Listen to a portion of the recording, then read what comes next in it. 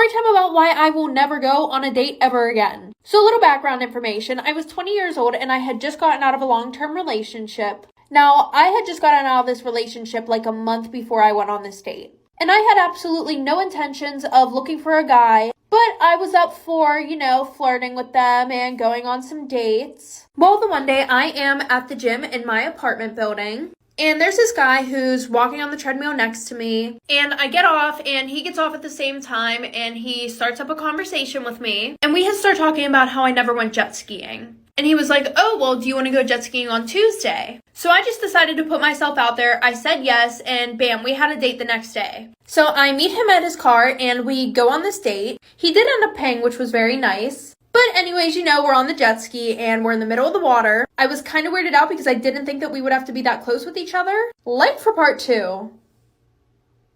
Part 2 about why I will never go on a date ever again. So like I said, he takes us to the beach, we get on the jet ski, and it's just 2 of us on one jet ski, which I was low-key uncomfortable about because I thought that we were each going to get our own, so there would be no touching involved. And after the shit that he pulled, I definitely wish that I had my own jet ski. So apparently he's jet skied all of his life, he knew how to do this. Well, we go pretty far out from land because he knew the people and he didn't have to listen to any of the rules. He offered to let me drive it, but I did not want to because of the fact that he was going super fast and I did not want to do that shit. Well, listen to this.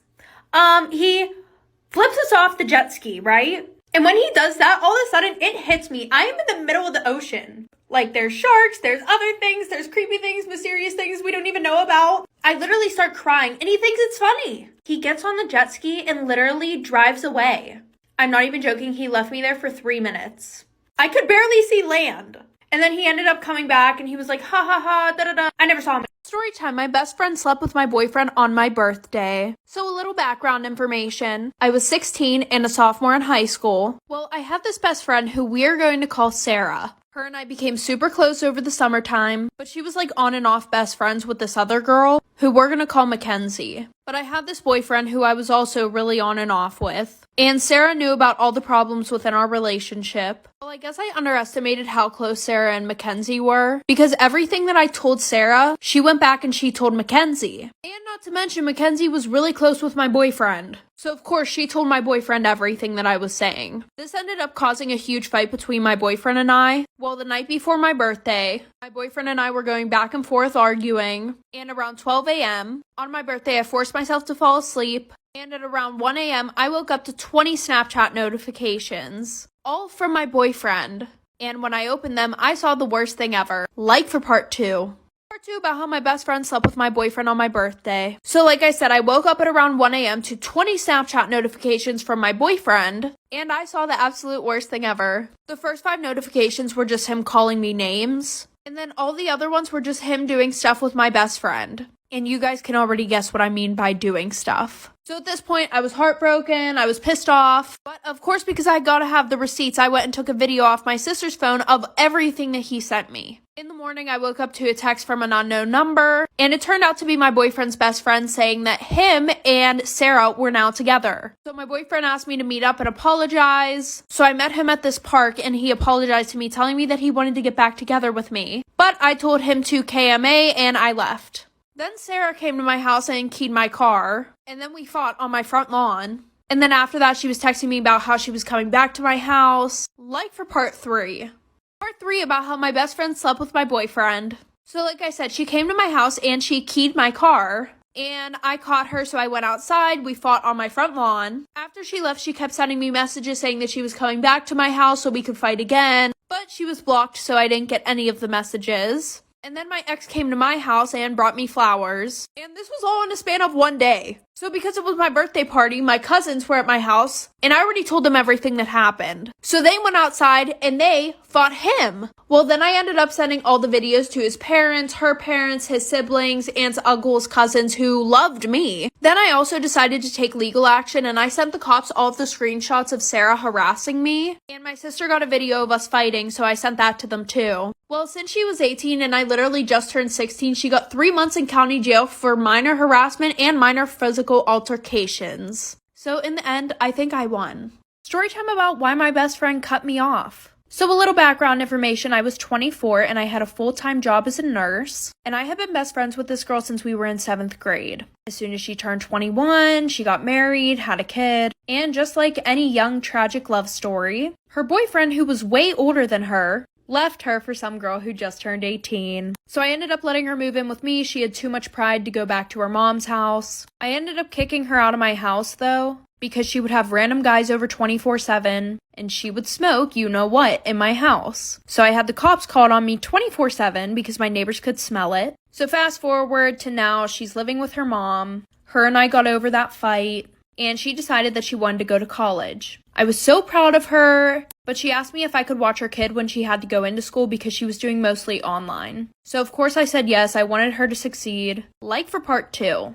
Part 2 about why my best friend cut me off. So like I said, she finally decided to go to college. Me being super happy for her, I would watch her kid whenever she would have to go into school. Well, the one night I'm making dinner and her kid's in the living room, I'm in the kitchen, and I go into the living room to tell him that dinner is ready. And I see my dog backed up into a corner and him with a fire poker, literally poking my dog. I wouldn't even call it poking, he was pretty much trying to stab my dog. My dog has its ears back, it's shaking with anxiety. So I go over and I rip it out of his hands and I smack his fingers. And I tell him, we do not do that to the dog. Like, what is wrong with you? So my friend comes, picks him up. A few days later, she comes to drop him off again. And she says, hey, can I talk to you? I already knew what it was about, so I was expecting this. She was like, Gavin told me that you hit him last time he was here. And I was like, yeah, he pretty much was stabbing my dog.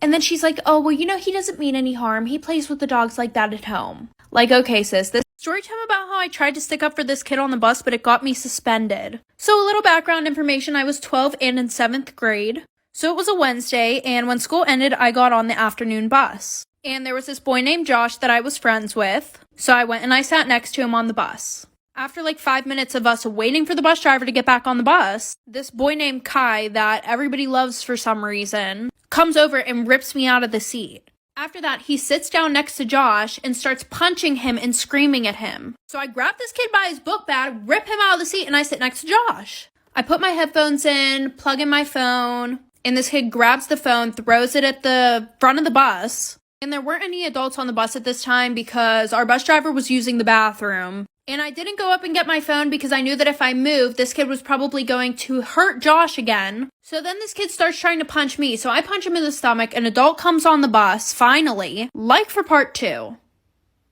Part 2 about how I got suspended for trying to stick up for some kid on the bus. So like I said, this kid is starting to try to punch me. So I punch him in the stomach. Finally, an adult gets on the bus. She yells at us to all sit down. And by the way, all the little fucking 12-year-olds had their phones out recording what was happening. So they look at the cameras, they were interviewing some of the kids, and Josh's sister comes up to me, and I was like, oh, shit. Hopefully she's not going to yell at me. I don't know why she would, but still. She was like, hey, I just wanted to say thank you for sticking up for my brother. So then after a little bit, I hear my name get called on the speaker. Kai, Josh, and I were all called down to the office. All of our parents were there. Kai got a 3-day suspension, and I got a 3-week suspension. Even though I literally had scratches all over my freaking arms, and Kai didn't even have a bruise on him. Well, my mom, being the boss-ass bitch that she is, she told the school that if they went through with my suspension, she would call the news and tell them that my school was letting kids get away with bullying.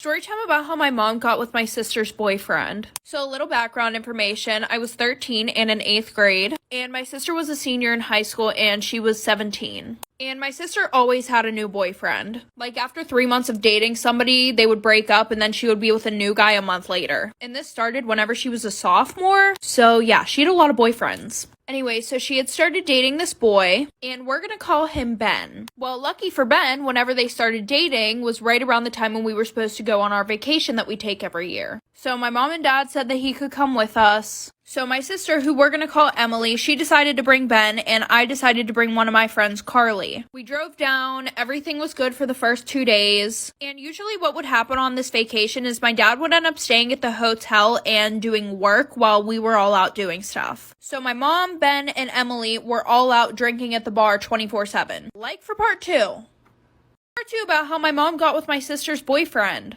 So like I said, Emily, Ben, and my mom were out drinking 24/7 at the bar. And since this was a vacation that we took every year, my sister already knew a bunch of people down there. The one night my mom started feeling really sick at the bar, so Ben offered to take her back to the hotel. And at this time, my friend, my dad, and I were all down at the buffet in the hotel. So Ben took my mom upstairs to our hotel room, and my dad was like, "Oh, do you guys want to walk down to the fair?" We said yes, so he told us to go upstairs and get his wallet. So my friend and I go up in the elevator to our room, and I want to say this was about 20 or 30 minutes after Ben and my mom had went upstairs. So we get into the room, we hear the shower running, which was weird because we didn't think anybody was there. So instead of me calling my dad because it might have been a murderer, I go, and the door is slightly creaked open, so I look through the door, and obviously I could hear you know what, but hers and his clothes were on the floor. Like for part 3.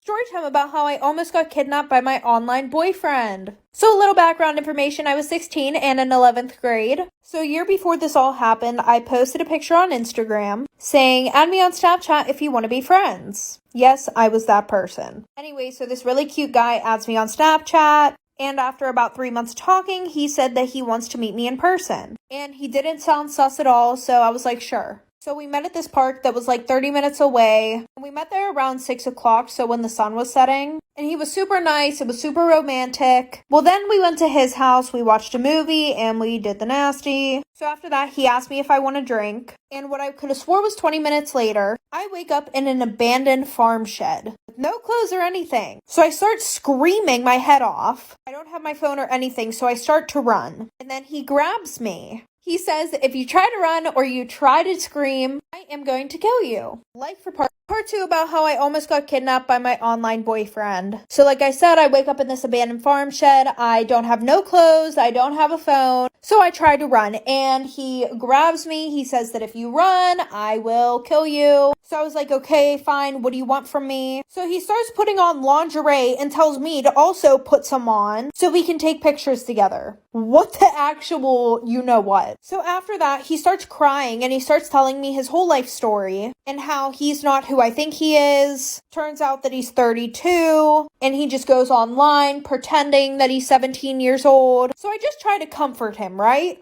It ends up working. He brings me my clothes, tells me to run, or else he's going to, once again, kill me. So I run, I go to this gas station, get picked up by the police, find my parents. Luckily for me, I paid attention to where everything was. He was arrested, he's still in prison to this day, and I got grounded for 3 months.